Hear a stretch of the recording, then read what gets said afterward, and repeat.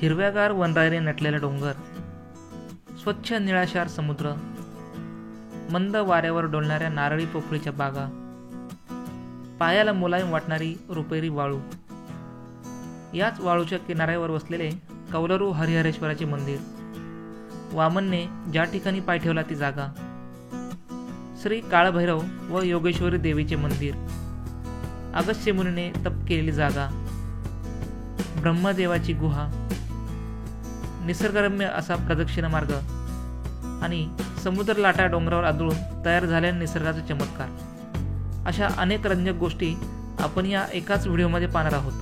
त्यामुळे हा व्हिडिओ संपूर्ण बघा. हरिहरेश्वर मंदिराची ओळख म्हणजे त्याच्या समोर उभे असलेल्या या 2 दीपमाळा. त्या दीपमाळेसमोरच एक भले मोठे तुळशी वृंदावन आपले लक्ष वेधून घेते.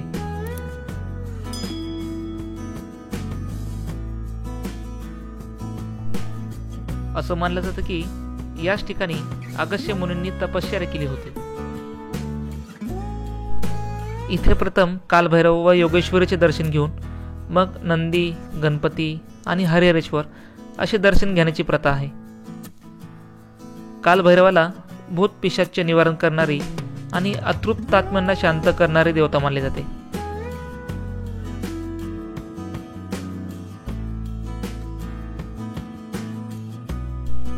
सुट्टीच्या दिवशी इथे बऱ्यापैकी गर्दी असते.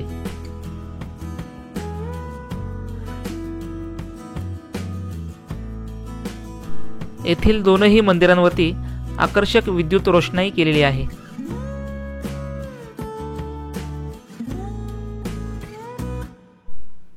कालभैरव मंदिराच्या गणेशपट्टीच्या बाजूला 2 कोरिओले आढळतात, ज्यातून इथली ऐतिहासिक पार्श्वभूमी उलगडते.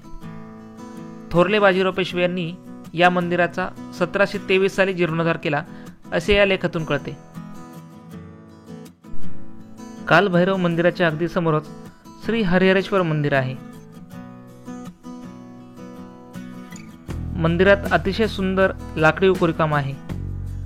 त्यात काही ठिकाणी दशावतार कोरलेले दिसतात.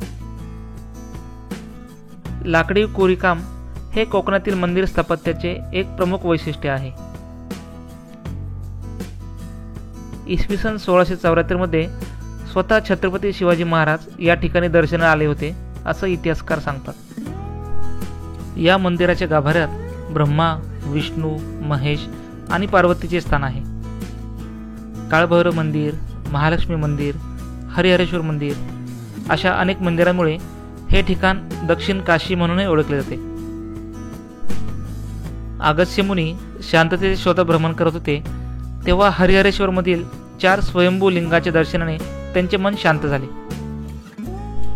या मंदिरामध्ये नैसर्गिक प्रकाशाची व्यवस्था खूप चांगल्या प्रकारे केलेली आहे.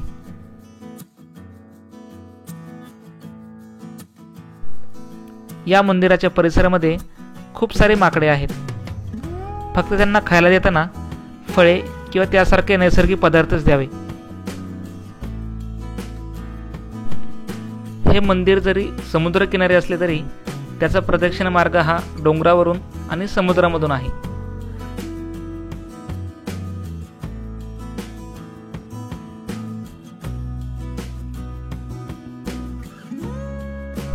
हे मंदिर ब्रह्मगिरी, विष्णुगिरी, शिवगिरी आणि पार्वती या 4 टेकड्यांच्या कुशीत आहे. पायऱ्या चढून डोंगरावर गेलं की हरिहरेश्वर समुद्र किनाऱ्याचे विलोभनीय दृश्य नजरेस पडते.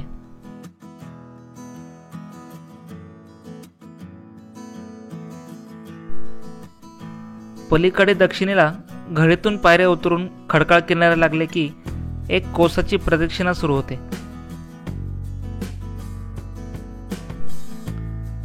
तिथेच खाली एक पुरातन मूर्ती आपले लक्ष वेधून घेते. समुद्राच्या लाटा आणि वारा यांनी अनेक शतके तासून तासून झिजवलेल्या या खडकांचे भूगर्भीय सौंदर्य पाहत इथे रेंगाळण्याची इच्छा होते.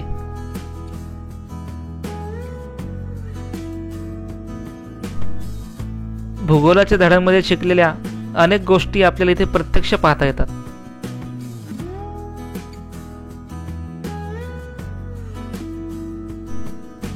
हरिहरेश्वर मंदिरामध्ये यज्ञ केल्यानंतर भगवान ब्रह्मा याच गुहेमध्ये राहिले होते अशी आख्यायिका आहे.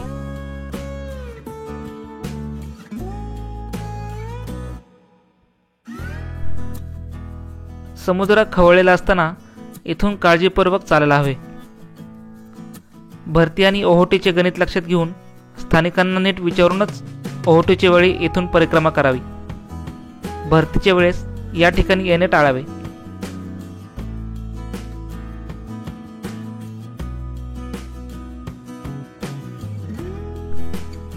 येथील खडकावर बऱ्यापैकी शेवाळ आहे, त्यामुळे चालताना योग्य ती काळजी घ्यावी. येथून चालत असताना अनेक ठिकाणी पूजेची स्थाने आणि बऱ्याच मूर्त्या दृष्टीस पडतात. या परिसरात भटकंती करत असताना कोकणातील पक्षीजीवन, खाद्य संस्कृती, निसर्ग वैभव या सगळ्यांचाच मनसोक्त अनुभव घेता येतो.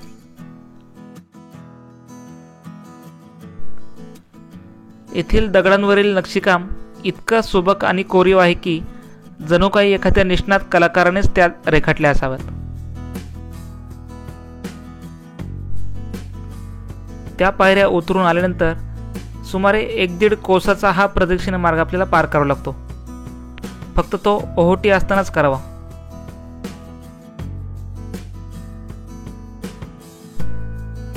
हे पर्यटन स्थळ खूपच सुंदर आहे, त्यामुळे जे लोक मंदिर पाहायला येतात त्यांनी आवर्जून या ठिकाणाला भेट द्यावी.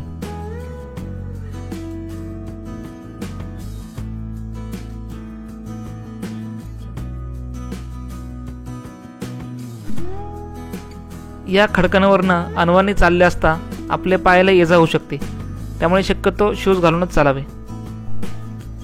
इथे तुम्ही पोटभर फोटो काढू शकता.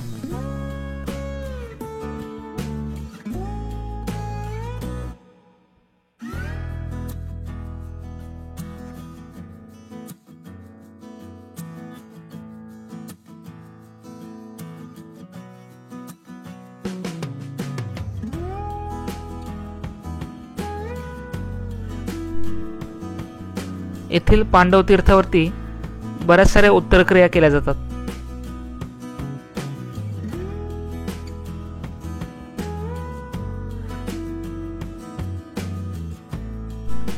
ज्या व्यक्तींच्या उत्तरक्रिया या ठिकाणी केल्या आहेत त्यांचे नाव त्यांच्या नातेवाईकांनी येथील दगडांवरती कोरून ठेवलेले आहेत. थकून भागून आल्यानंतर येथील मिळणाऱ्या कोकणमेव्याचा अवश्य आनंद घ्यावा. बळीराजाकडून 3 पावले भूमी घेताना वामनाने ठेवलेले दुसरे पाऊल हरिहरेश्वर पासून सुरू झाले असे मानतात.